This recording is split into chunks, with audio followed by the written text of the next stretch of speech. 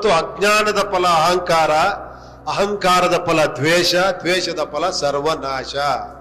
ಏನ್ ಶಿವ ನೀನ್ ಜಗದೋದ್ಧಾರಕ, ನೀನು ದೇವ್ರು, ನೀನು ಹೋಗ್ಬಿಟ್ಟು ಅವ್ರಿಗೇನಾರ ಒಂದ್ ವರಾಗಿರ ಕೊಟ್ರೆ ಒಳ್ಳೇದಾಗತ್ತಲ್ವಾ ಅಂತ. ಈಶ್ವರ ಹೇಳದಂತೆ ಬೇಡ ಒಳ್ಳೇದಾಗಲ್ಲ ಸುಮ್ನೆ ಬಾ ಹೋಗೋಣ ಮುಂದೆ ಅಂತ. ಪಾರ್ವತಿ ಬಿಡ್ಲಿಲ್ಲಂತೆ ನೀನೇನಾರ ಮಾಡ್ಲೇಬೇಕು ಇವ್ರಿಗೆ ಅಂತ.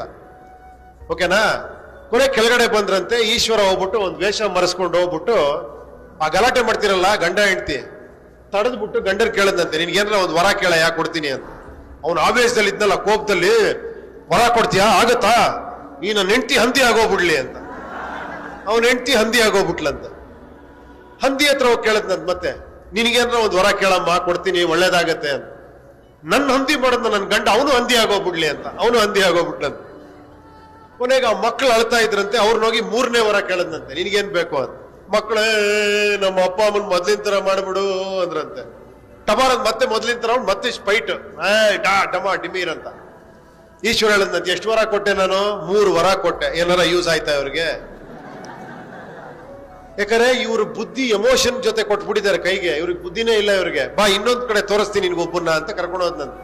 ಯಾರೋ ಒಬ್ಬ ಈ ತರ ಯಂಗ್ಸ್ಟರ್ ಪರೆಯಲ್ಲಿ ಪ್ರೆಸಿಡೆಂಟ್ ಸ್ವಲ್ಪ ಕಿಲಾಡಿ, ಓಕೆನಾ, ಈ ತರ ಕಿಲಾಡಿ ನೋಡ್ಬಿಟ್ಟು ಒಂದೇ ಒಂದ್ ವರ ಕೊಡ್ತೀನಿ ಏನ್ ಬೇಕು ನಿನ್ಗೆ ಕೇಳ್ರೆ ಅವ್ನು ಎಕ್ಸೈಟ್ ಆಗ್ಲಿಲ್ಲಂತೆ. 1 ವರ ಕೊಡ್ತೀಯಾ, ಇದು ಖಂಡಿತ ವರ್ಕೌಟ್ ಆಗತ್ತಾ ಅಂತ ಕೇಳದ್ನಂತೆ. ಖಂಡಿತ ಆಗತ್ತಪ್ಪ ಕೇಳು ಅಂದ್ರೆ ಒಂದ್ 5 ನಿಮಿಷ ಟೈಮ್ ಕೊಡು ಅಂತ ಹೇಳ್ಬಿಟ್ಟು ಮನೆಗೆ ಹೋದ್ನಂತೆ. ಮನೇಲಿ ಹೆಂಡತಿ ಅಪ್ಪ ಅಮ್ಮ, ಓಕೆನಾ, ಎಲ್ಲಾರನು ಕೇಳದ್ನ ನಿಮ್ಗೇನ್ ಬೇಕು ಅಂತ. ಹೆಂಡತಿಗೆ ಮಕ್ಕಳಾಗಿಲ್ಲ. ಹೆಂಡತಿ ಕೇಳಿದ ನನ್ಗೊಂದ್ ಮಗು ಕೇಳ್ಬಿಡ್ರಿ, ನನಗೆ ಮಗು ಆದ್ರೆ ತುಂಬಾ ಸಂತೋಷ ನನಗೆ ಅಂತ. ಅಪ್ಪ ಅಮ್ಮ ಕಣ್ಣಿಲ್ಲಂತೆ. ಅಪ್ಪ ಅಮ್ಮ ಕೇಳಾರ ನಮ್ ಕುರುಡು ಕಣ್ಣು, ನಾವು ಕೊನೆ ಸಾಯೋ ಟೈಮಲ್ಲೂ ಜಗತ್ ನೋಡಿ ಸಾಯ್ತೀವಪ್ಪ, ನಮ್ಗೆ ಕಣ್ ಬರ್ಸತ್ರ ಕೇಳಪ್ಪ ಅಂತ. ಇವನಿಗೆ ದುಡ್ಡು ಬೇಕಾಗಿದೆ, ಬಡತನ, ಓಕೆನಾ.